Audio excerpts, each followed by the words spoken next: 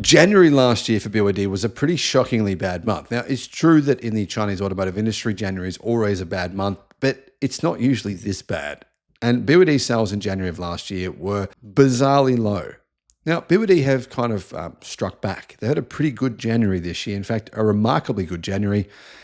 And one of the key reasons for this is that BYD's export sales grew by 80% to a new record. In other words, BYD actually sold more cars outside of China than ever before, ever in their history in January.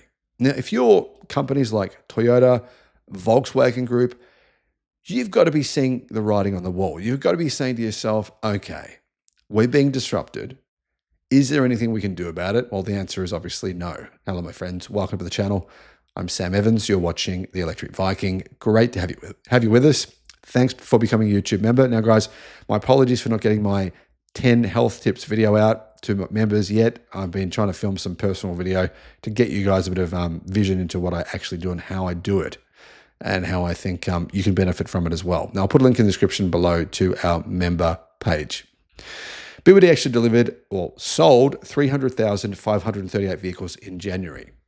Now, you might be thinking to yourself, well, in December, they delivered well over 500,000, but this is actually an insanely good result for BYD. And in fact, it means the company are actually up 47.5% from January of last year. So 47.5% growth from January of last year. It appears as though a lot of that growth is coming from BYD selling so many cars outside of China.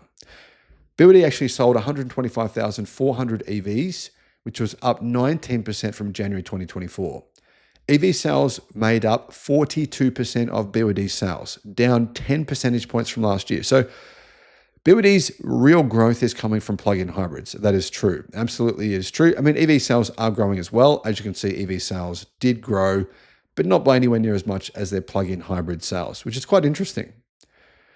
Plug-in hybrid sales hit 171,000 units, which was up 78.7% from January 2024. And it shows their popularity not just in China, but also outside of China as well. Plug-in hybrid sales comprised 57.7% of BYD sales, which was up 10 percentage points from last year, says carnewschina.com. Now, what this means is actually the gap between BYD's EV sales and plug-in hybrid sales declined significantly versus December, which is, that's interesting to see. And I think that's reflective of the fact that, well, one, BYD does sell more EVs outside of China than plug-in hybrids outside of China. That may change over the next few years, but that's the current situation. Really, the key here, though, is BYD's exports. And BYD is exceptionally reliant on China. I believe about 10% of all BYD sales in 2024 were actually outside of China. So if 90% of your sales are coming in one country, that does mean there is a little bit of risk involved, of course, in being that dominant with one market. But BYD is changing. Exports soared to 66,336 units, up 83.3% from last year.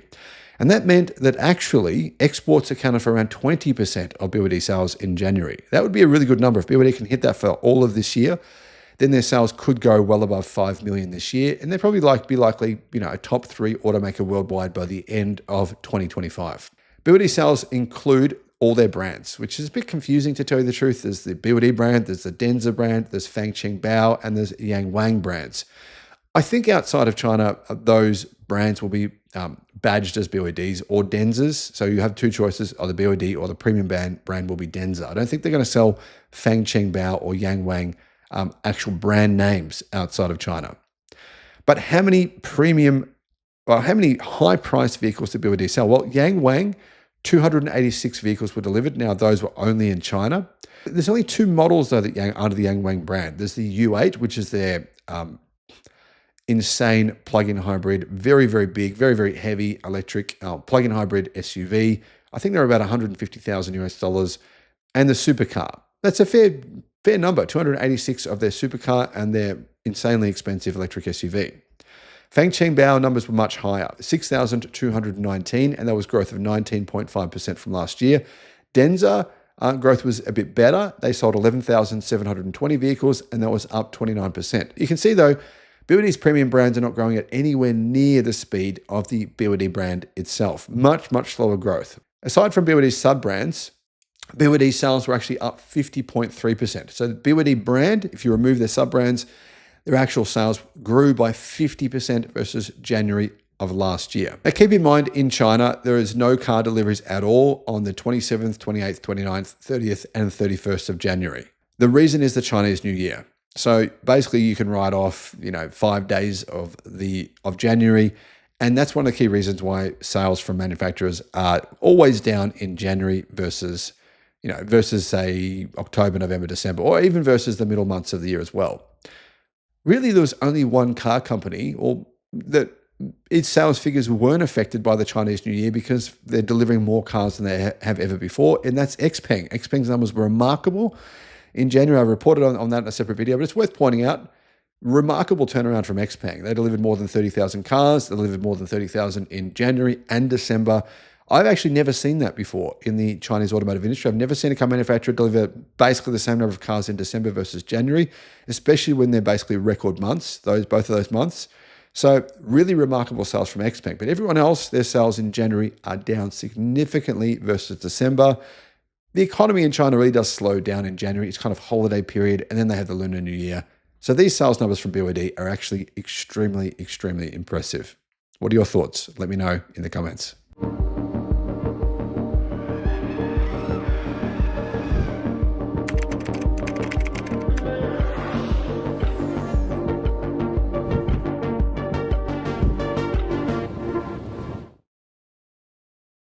Global electric car sales have shattered records in November, thanks, of course, to China's unstoppable growth. The Chinese car market has grown this year, and it will hit more than 30 million sales, meaning actually that's more than 35% of the global car market. But as a result, EV sales continue to increase significantly worldwide.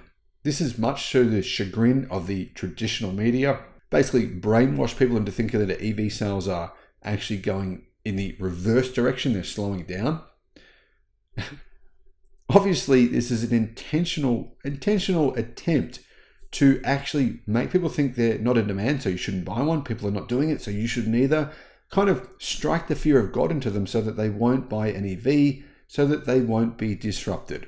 However, well, we're here. Geely, BYD, Leapmotor, numerous car brands, XPeng, are hitting record sales numbers, and legacy automaker sales numbers are declining at the fastest pace in decades. Hello, my friends. Welcome to the channel. I'm Sam Evans. You're watching The Electric Viking. Great to have you with us.